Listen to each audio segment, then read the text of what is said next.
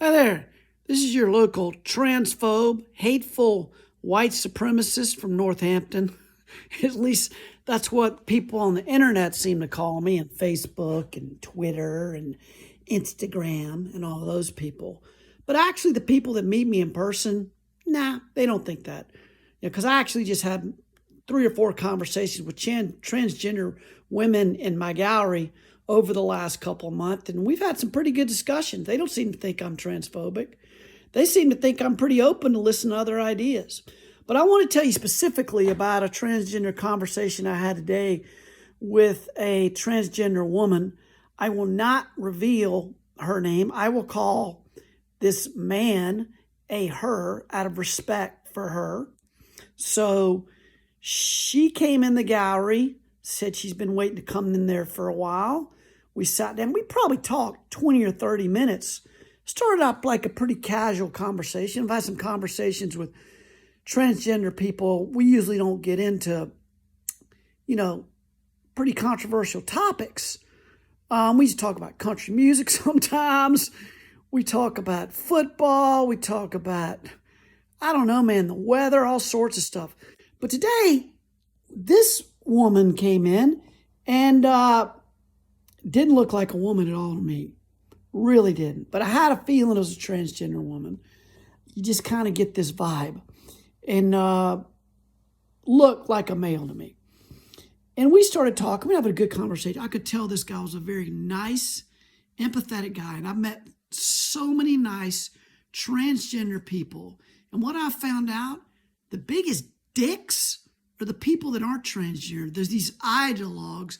They don't even know what the hell they're talking about. They're just this crappy mouthpiece for transgender people, which are usually pretty freaking nice and very kind and just want to be left the hell alone. That's the impression I've gotten from the ones that I've met. And this woman I met today, we had this conversation and we were talking about, she's basically has been known that she was transgender, that she did not want to be identified as a man anymore. I think she said since she was 9.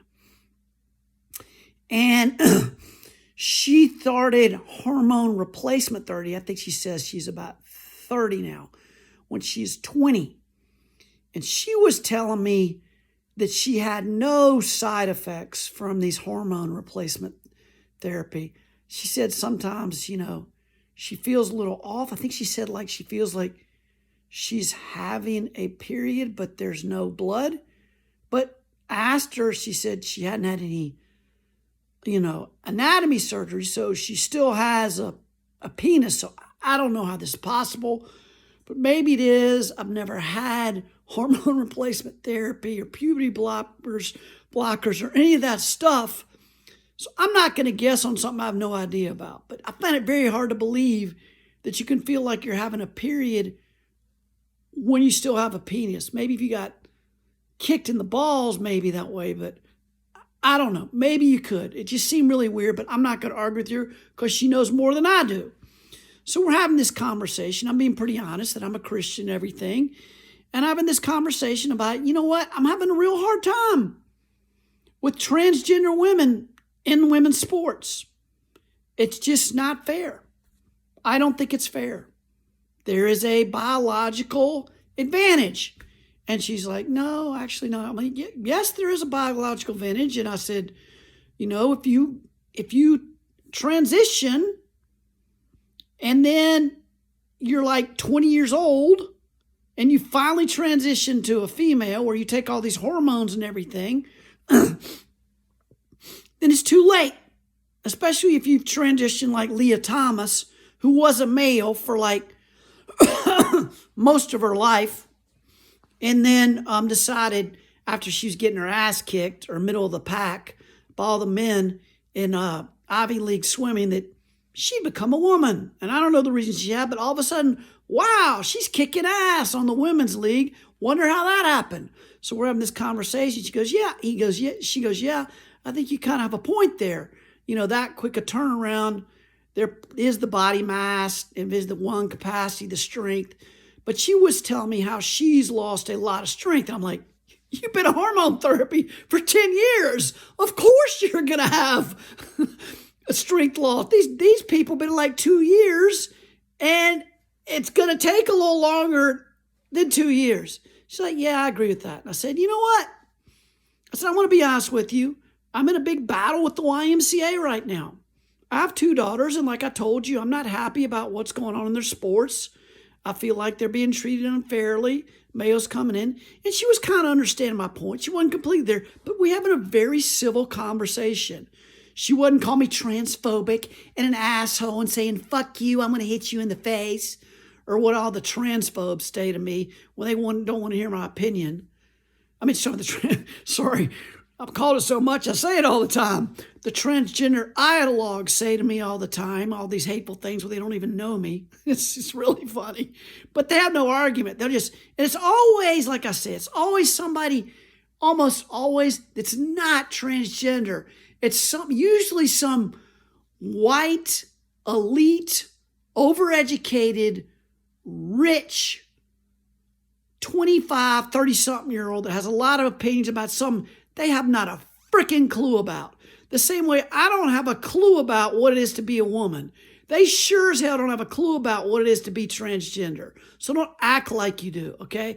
I won't say I understand what it's like to be a female, and you don't say what it's like to be a male, and don't you say, and I won't say I understand what it's like to be transgender, okay? So let's make that agreement right now. Let's shake on, okay? There we go, good, okay, transgender ideologues?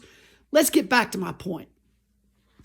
My point was, when I'm having this conversation with this person, it's not calling me all these names because we're having this very civil conversation, is actually seeing my point, who's an actual transgender woman. I'm telling him about my daughters. And he's saying, yeah, I can see how you're concerned. I said, listen, there's this YMCA and a lot of YMCs all around the country that have these signs on the wall that I've seen that say women's locker room, yet inside they allow every gender. And I'm like, that's misleading to people. And I don't think that's fair. And he's like, yeah, I don't think that's fair. I think they should have, they should have on there below that there be transgender women might be in here. And she completely agreed with me. Then I'm like, you know what? I don't think that my daughter should have to shower with a biological male. She's not comfortable with a naked male running around the locker room, or another male looking at her naked, or the chance of changing or showering or any of that. And if you have a space, a transgender space, which is an all-gender locker room, then shouldn't that be the place? Why should my daughter have to leave? He goes, I kind of disagree with you on this, but I see your point because you have a daughter. And I said, yeah, women have body image issues. Majority of women I have met who are not remotely overweight, have amazing figures, have body image issues.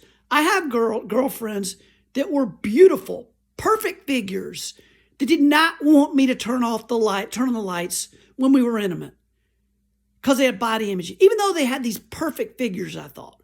There's no way I can visit that. So women have body image issues, and they don't like to be seen nude, or they don't like seeing other people nude. A lot of women I know don't like to see other men nude. It makes them uncomfortable. And here's another thing you need to talk about that I talked about with this transgender woman. It has nothing to do with being hateful towards transgender people. It has nothing to do with that. All I'm saying is that there are women out there, a lot of them that I've talked to, that have been sexually assaulted. And regardless of the male, whether it's a transgender woman or just a male faking it, taking advantage of the system, which I've heard that happen before already, even in the women's locker room at my YMCA in Northampton, that they're just going to be uncomfortable with any male in the locker room from PTSD from having a sexual assault, sex being thrust on them and forced into it. No matter if it's the most innocent male in the world. And they have a right to feel this way. So if they don't want a male being in their locker room, they shouldn't have to be. And he kind of we were kind of a difference of opinion, but he understood where I was coming from. We had this great conversation.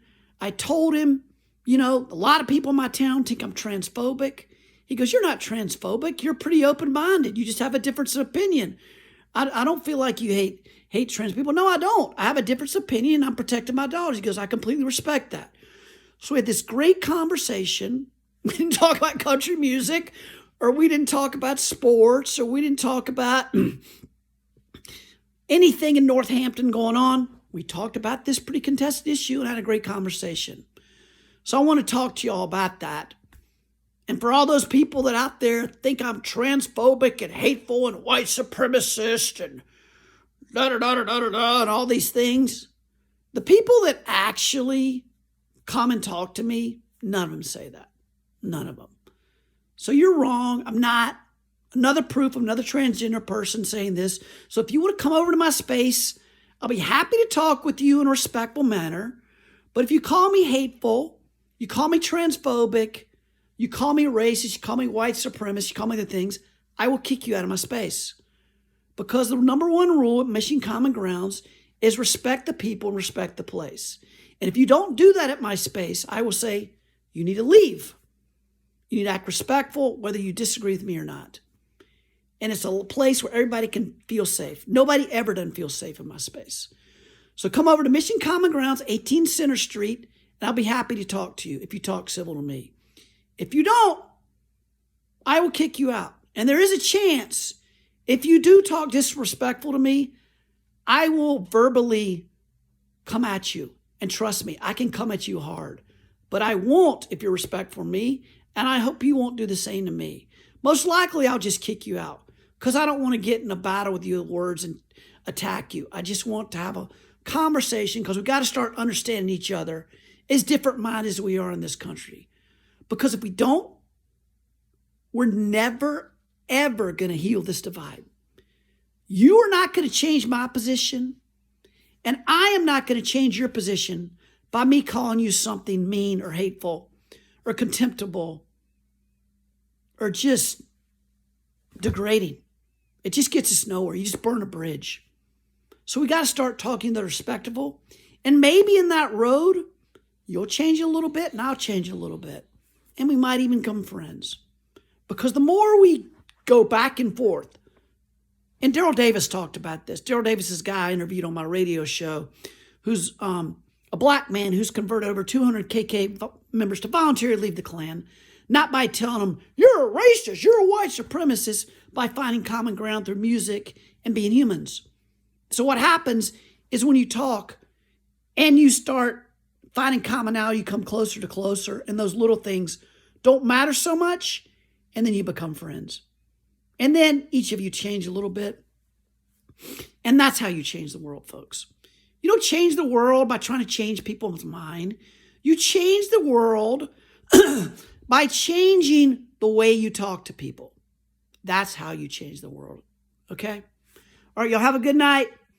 Come by Mission Common Grounds, 18 Center Street in Northampton, Mass. Take care, y'all.